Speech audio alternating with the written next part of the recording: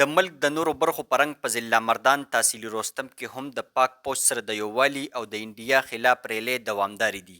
ولس وایي چې د انډیا خلاف موږ د پاک پوج سره اوږه په اوږه ولاړ یو او د هیڅ قسم قربانۍ نه به وروسته نشو.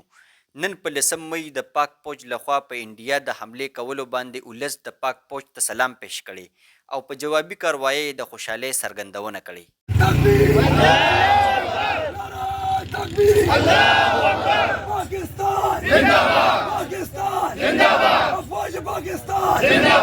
د خپل رب شکریا ادا کوو. د هغې نه بعد مونږ د خپل پاک فوج او د خپل ټول قوم شکریا ادا کوو چې په دې سختو حالاتو کې زموږ ټول قوم را یو شو، د اتفاق او د اتحاد مظاهره یې وکړله. جواب چې نن سحر د ورځې په رڼا کې د نور راختو نه مخکې زموږ دشمن ته میلو شوی دی، دا د دغه تیرو حملو جوابونه دي او امید ساتو انشاءالله د خپل رب نه چې زموږ پاک فوج به انشاءالله هم داسې مسلسل دشمن ته انشاءالله موتوړ جوابونه ورکوي. پاکستان آرمی سره شانه بشانه ولاړ یو او د مودي سرکار او د اسرائیل خلاف مونږ بالکل په یو پیج باندې یو.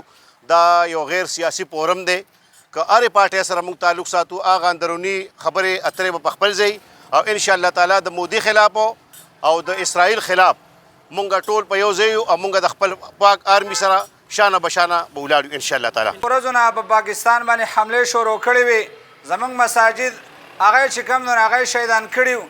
دا د هغوی د بېغیرتوب د دلتوب هغه حملې وي. نن انشاءالله د رب العالمین فضل سره زموږ پاک فوج د هغوی د سپېړې جواب په سوک باندې چې کوم دی نو دا وکړو.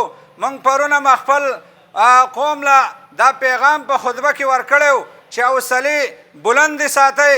انشاءالله چې د چا کار وي هغه سرکار وي، هغوی وله نن بهترین انداز کې جواب چې کوم دی نو دا ورکو. مونږ د رب العالمین شکریا ادا کوو، هغې بسې د پاک آرمي او د خپل قوم او ټولو له دا مبارکي ورکو چې د هغې دشمن جواب چې کوم دی هغې د سپېړې په ځای په سوک باندې چې کوم دی نو دا وکړو او خپلې حوصلې دا بلندې ساتئ. مونږ هر ټیم د خپل پاک فوج سره شانه به شانه باندې اوږه په اوږه باندې دا ولاړ یو.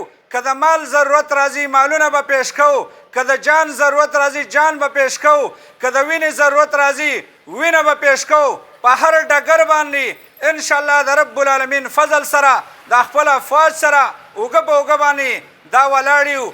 د رستم ولس وایي چې پاکستانی قوم دې د اتفاق او اتحاد مظاهره وکړي او د پاک فوج ملاتړ دې جوړ شي. چې د ولس د پاک فوج سره مرسته وي نو دشمن به هم دغه شان ماتې خوري. عمر خاکسار، پښتونخوا ریډیو، رستم، مردان.